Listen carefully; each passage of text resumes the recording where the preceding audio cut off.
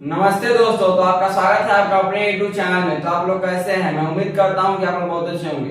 तो मैं इसके साथ आज आप लोगों को यूक्लिड विभाजन एल्गोरिथम से आप लोगों को मौसा बनाना सिखाऊंगा। आप लोग मौसा भाग बेस या गुणनखंड बेस बनाना जानते होइएगा। पहले कक्षा में देखो 9th या 8th में पढ़े होइएगा, या बच्चे होइएगा तो पढ़े हुए हैं कि कैसे बनता है गुणनखंड बेस या भाग बेस। तो हम लोग क्या करना है कि आज जो हम लोग को यूक्लिड विभाजन एल्गोरिथम से मैथ हम लोग को जो मौसा बनाना है वह 10th क्लास में पढ़ना रहता है। तो आज हम लोग उसको बनाएंगे और देखेंगे कैसे बनता है। और जो यूक्लिड विभाजन एल्गोरिथम से जो मौसा बनता है वो किस पर बनता है? भाग विधि में बनता है। किस पर? भाग विधि पर। चलिए देखते हैं। तो उससे पहले हम कुछ बातों का ध्यान रखते हैं, कुछ बातों को ध्यान रखते हैं। तो हम लोग जैसे कि यहाँ नीचे लिखते हैं, हम लोग को जब बनाते हैं हम लोग भाग विधि से मौसा भाग देते हैं। तो जो हम लोग ऐसे रहता है भाग देते हैं तो हमारे पास ऐसा ऑप्शन रहता है। और जो बीच में रहता है जैसे कि यहाँ पर देखिए 5, 6, 7, 8 एक अंक दिया हुआ है और यहाँ 4 से भाग देने के लिए बोला है। तो अगर हम इसका भाग लगाए तो जैसे कि यहाँ मानिए कि इसमें भाग लगाए तो मानिए कि 2, 3, 5, 4 कुछ भी आए, असली नहीं है। हम लोग इसको मानना है कितना आया और नीचे शेष दिए तो इतना कर करके और यहाँ पर शेष बच गया। तो अब हम आपको बताते हैं, ये असली नहीं है। आप नहीं बोलिएगा मास्टर गलती बता दिया है, गलती नहीं बताया भैया, गलती बताइएगा, गलती हम नहीं बताए। हम मतलब कि भाग बनाने लगा। अभी हम लोग सीखना क्या है, टॉपिक हम लोग का दूसरा है यूक्लिड विभाजन एल्गोरिथम से मौसा। लेकिन अब यहाँ अटक जाएंगे तो हो गया। तो हम लोग क्या करेंगे, देखिए जो यहाँ होता है, जो यहाँ होता है उसको क्या बोलते हैं? उसको बोलते हैं भाजक। क्या बोलते हैं? भाजक बोलते हैं। और आप जानते हैं नीचे वाला क्या बोलते हैं? शेषफल बोलते हैं। शेष बोलते हैं। और जो यहाँ रहता है, जो हम लोग लगाते हैं जितना मतलब है, उसको क्या बोलते हैं? उसको बोलते हैं भागफल। क्या बोलते हैं? भागफल। और जो बीच में आता है उसको क्या बोलते हैं? भाज्य बोलते हैं। क्या बोलते हैं? भाज्य बोलते हैं। तो देखिए जो बचेगा भाग निकल के लास्ट में क्या हो गया? शेष हो गया। जितना मतलब लगेगा क्या हो गया? भागफल हो गया। और जिसे भाग देंगे वो भाजक और जिसमें भाग देंगे वो भाज्य। जिससे भाग देंगे वो भाजक और जिसमें भाग देंगे वह भाज्य। तो हम लोग एक सूत्र पढ़ना होता है इसमें हम लोग को, भाज्य बराबर क्या? भाज्य बराबर मतलब इसके बराबर में भाज्य बराबर भाजक गुने भागफल प्लस शेष। मतलब कि अगर आप भाजक के गुणा में अगर आप भागफल करते हैं और शेष को जोड़ दीजिएगा तो वह भाज्य के बराबर हो जाएगा। मतलब यहाँ पर जो आया है और यहाँ पर जो आया है इसको गुना करके और इसको जोड़ दीजिएगा उसी में तो इतना आ जाएगा। यही होता है कि भाज्य बराबर भाजक गुने भागफल प्लस शेष। तो जो यूक्लिड साहब थे, जैसे कि जो वैज्ञानिक थे, मतलब कि जो गणितज्ञ थे, वह इसको शॉर्ट कर, जैसे भाज्य लिखेंगे कहीं भाजक भागफल शेष लिखेंगे तो थोड़ा समझ आएगा। तो इसको शॉर्टकट में क्या बोलते थे? इसको शॉर्टकट में तो इसको बोलते थे, जो भाज्य था उसको क्या बोलते थे? उसको बोलते थे ए। क्या बोलते थे? उसको ए बोलते थे। और उसके बाद जो यह था क्या, जो भाजक था उसको क्या बोलते थे? उसको बोलते थे बी। उसको क्या बोलते थे? बी। भाज्य को ए, भाजक को बी बोलते थे। और जो भागफल था उसको क्या बोलते थे? उसको बोलते थे क्यू बोलते थे। और जो शेषफल आता था, शेषफल, उसको क्या बोलते थे? आर बोलते थे। तो हम लोग अगर इस पर सूत्र को सेट करें तो क्या हो जाएगा? भाज्य के जगह पर ए बराबर भाजक के जगह पर बी, भागफल के जगह पर क्यू और प्लस शेष की जगह पर आर। हम लोग का यह सूत्र हो गया, ए बराबर बी क्यू प्लस आर। अब देखिए इतना लिखने में समय लगता है, इतना बोलने में समय लगता है, इसको बोलने में समय नहीं लगता है। तो हम लोग का इसी पर हम लोग का यूक्लिड विभाजन एल्गोरिथम से मौसा बनता है। तो हम लोग आज क्या पढ़ना है? हम लोग का टॉपिक क्या है? यूक्लिड विभाजन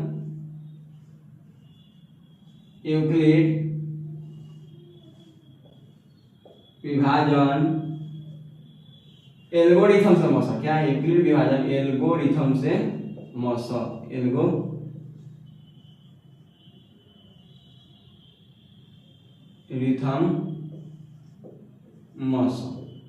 हम लोग का यही पढ़ना है। क्या पढ़ना है? यूक्लिड विभाजन एल्गोरिथम से मौसा पढ़ना है हम लोग को, यह पढ़ना है। और हम लोग को क्वेश्चन एक है, हम लोग को एक क्वेश्चन क्या है, इसी को हम लोग को बनाना है। क्वेश्चन है 225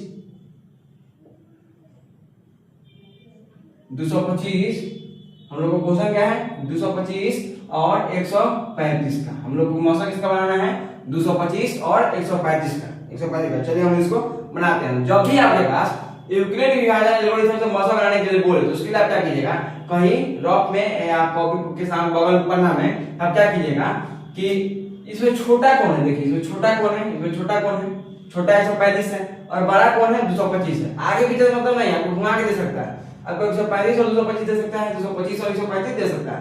तो देखिएगा जो 12 होगा उसको आप क्या मानिएगा, उसको मान लीजिएगा a बराबर जो 12 होगा उसको लिखिएगा a बराबर क्या हो गया 225, और जो छोटा होगा उसको क्या लिखिएगा b लिखिएगा, तो b बराबर क्या हो जाएगा 135। अगर 225 इधर होता है 135 इधर होता है उसको कोई मतलब हम लोग को नहीं है, जो बड़ा होगा उसको a जो छोटा होगा उसको b मान लीजिएगा।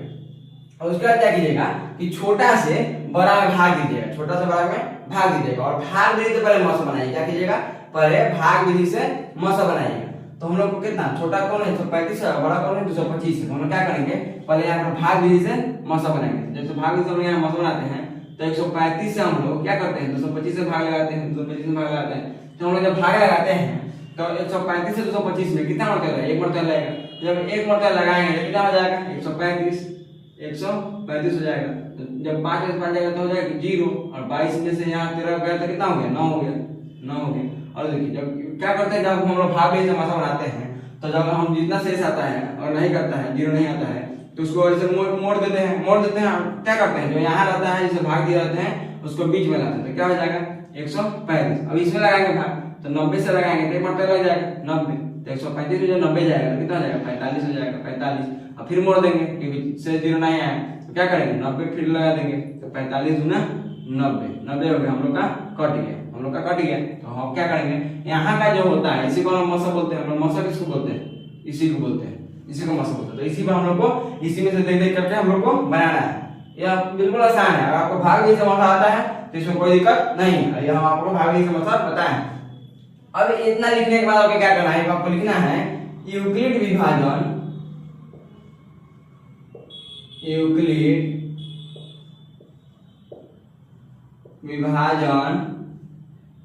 प्रमेयिका से कहीं लिखा रहेगा या कहीं एल्गोरिथम से लिखा रहेगा, तो आपको जो आसान है वो लिखिएगा।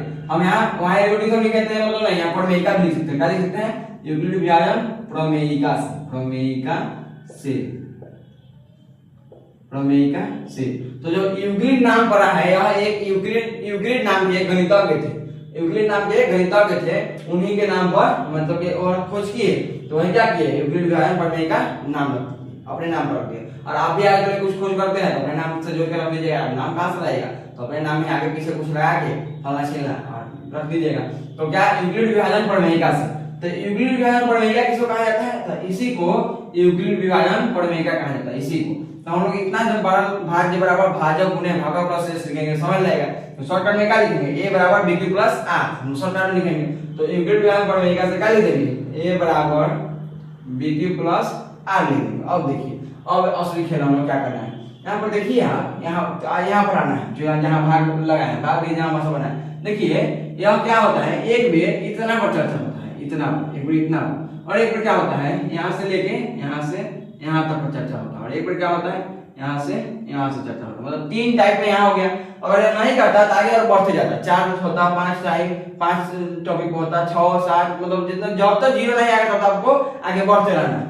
और आपको क्या करना है कि देखिए एक बार हम इस पर विचार करेंगे इतना, क्योंकि देखिए पहले जिसे हम लोग इसमें क्या 4 चीज चाहिए, भाज्य भाजक भागफल और शेष।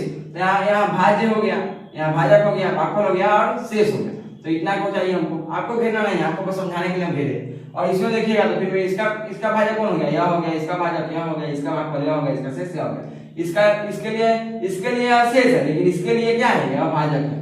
तो जैसे कि आपके पापा आपके लिए पिता है लेकिन आपकी दादी के लिए वह बेटा है, आपके पापा आपके लिए आपके पापा है लेकिन आपकी दादी के लिए क्या है बेटा है। इसी तरह यह जो है इसका क्या है भाजक है, इसी तरह यह जो इसका है भाजक है लेकिन इसका क्या है यह शेषफल है, यह जो है यह वाला इसका क्या है इसका शेषफल है लेकिन इसका क्या है भाजक है। तो इसको हम लोग क्या करना है इसी को सेट करना है। देखिए यहाँ पर जब इस पर हम विचार करते हैं इसमें a कौन हो जाएगा, a किसको बोलते हैं बीच वाला के बोलते हैं, तो a कौन हो जाएगा 225 होगा, तो क्या लिख दीजिएगा 225 लिख दीजिए 225 और बराबर दे दीजिए b, तो इसको b बोलते हैं, तो b कितना हो जाएगा 135 हो जाएगा 135, और यहाँ इंटू रहता है मतलब गुना, और q किसको बोले जिसमें भाग लगा, तो क्या हो जाएगा 1 और प्लस r। देखिए यहाँ शेष कितना है 90, तो 90 लिख दीजिए। उसका क्या कीजिए उसका लिख दीजिए आप, चूंकि हम लोग क्या लगाना होता है भाषाभाषा में शेष जीरो लगाना होता है। क्या होता है? शेष जीरो लगाना होता है। तो यूक्लिड विभाजन एल्गोरिथम में आपको शेष जीरो लगाना होता है। तो शेष जीरो लाने के लिए यहाँ के 90 आ गया, 90 आ गया। आर का मान मतलब जीरो के बराबर नहीं है, क्या लिखेंगे? R is not equal to zero.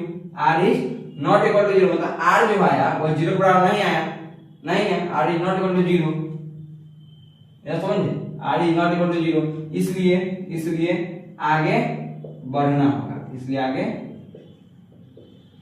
बढ़ना होगा। यह बात आपको लिखना है।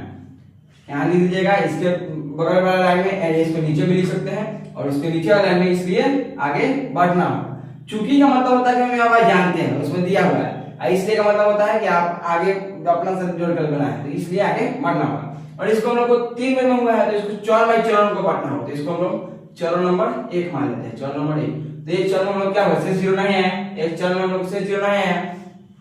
अब हम लोग क्या करेंगे? आगे बढ़ना होगा। तो हम लोग क्या करेंगे?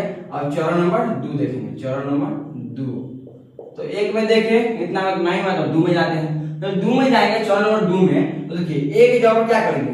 ए की जगह पर इसमें कितना हो जाएगा? 135 हो जाएगा, 135। इसमें कितना हो जाएगा? 135 हो जाएगा, 135। और बराबर इसका जो b है, b इसका कितना हो जाएगा? 90 हो जाएगा, 90 हो जाएगा। और गुणे इसका जो क्यूब है वो कितना हो जाएगा? एक मतलब भाग लगा है। और प्लस इसका जो शेष मतलब इसका जो आर आया है, इसका तो 90 आएगा, लेकिन इसका चरण नंबर 2 का इसका आर कितना आया? 45 आया है। तो क्या हो जाएगा? 45 हो जाएगा, 45। अब देखिए आप एक बात यहाँ नोटिस करिएगा, देखिए यहाँ 225 था तो वो हट गया, और 135 यहाँ का यहाँ आ गया और शेष यहाँ आ गया। और प्लस क्या हो गया? वहां का हम लोग को जो शेष देना था इसका जो उसका शेष यहाँ आया, लेकिन इसका शेष कितना? 45 है, तो 45 बच गया। अब यहाँ पर भी लिखेंगे चूंकि r is not equal to zero मतलब r जीरो बराबर यहाँ जीरो नहीं आया, इसलिए आगे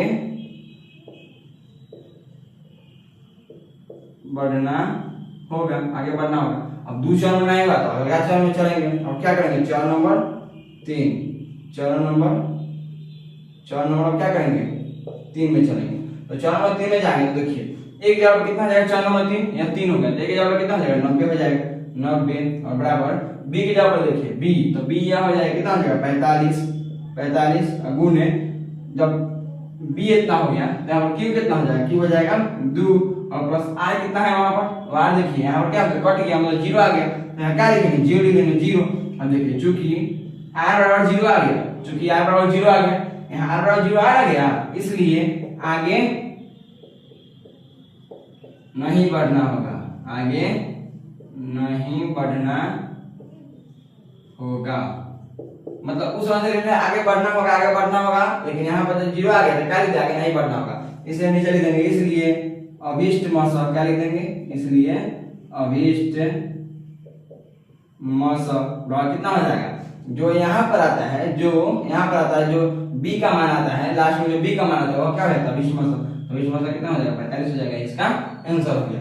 तो हम वो आपसे उम्मीद करते होंगे कि आपको अच्छा समझ में आएगा। देखिए एक और ऊपर से देखते हैं क्या करेंगे। आपको क्या करना है? क्वेश्चन दिया हुआ है, जो बड़ा होगा उसको a मानिएगा, जो छोटा होगा उसको b मानिएगा। उसका यूक्लिड विभाजन प्रमेय से या यूक्लिड विभाजन एल्गोरिथम से लिख दीजिएगा। उसका क्या कीजिएगा? जो इसका कथन है उसको लिख दीजिएगा इतना, जो आपको आसान लगे। आपको हिंदी वाला आसान लगे हिंदी वाला लिखिए, इंग्लिश वाला आसान लगे इंग्लिश वाला लिखिए, लिख दीजिएगा। उसका क्या कीजिए? चरण नंबर 1 में क्या कीजिएगा? आप चलिएगा और शेष जीरो आ गया तो लिख दीजिएगा r बराबर 0, आगे नहीं बढ़ना होगा, लिख दिया। अभीष्ट मौसम हो गया। अगर शेष जो नहीं आया चरण नंबर 2 में जाइए, 2 में जाइएगा तो फिर वैसे मान करके बनाइए और क्या कीजिएगा? शेष जीरो आ गया तो जीरो लिख दीजिए, नहीं आया तो नॉट इक्वल टू जीरो, आ गया तो नहीं बढ़ना होगा, नहीं आया तो आगे बढ़ना होगा। फिर चरण नंबर 3 में आ गया तो ठीक है, नहीं आया तो नहीं ठीक है, तो इसमें हम लोग आ गया, इसलिए अभीष्ट मौसम बराबर कितना हो गया? 45। तो यह आपको हम समझाने के लिए बताए हैं, और इतना हम लोग को और क्वेश्चन देता है तो आपको इतना कराना होगा, तो आपके एग्जाम में 2 नंबर आ जाएगा। और आप क्लास 10th में हैं तो आपके एनसीईआरटी बुक में या डॉक्टर के सिन्हा की बुक में, एनसीईआरटी बुक में 3 क्वेश्चन दिया हुआ है और डॉक्टर के सिन्हा की बुक में ज्यादा क्वेश्चन दिया हुआ है, तो आप अपने से क्या कीजिएगा? ऐसे ही बनाइएगा ताकि आपका प्रैक्टिस हो जाए। और हम उम्मीद करते हैं कि आपको वीडियो बहुत अच्छा लगा होगा। तो वीडियो पसंद आएगा तो वीडियो को लाइक कर दीजिए, और अगर चैनल पर आप नए हैं तो चैनल को सब्सक्राइब कर दीजिए। तो मिलते हैं नेक्स्ट वीडियो में। Thank you for watching.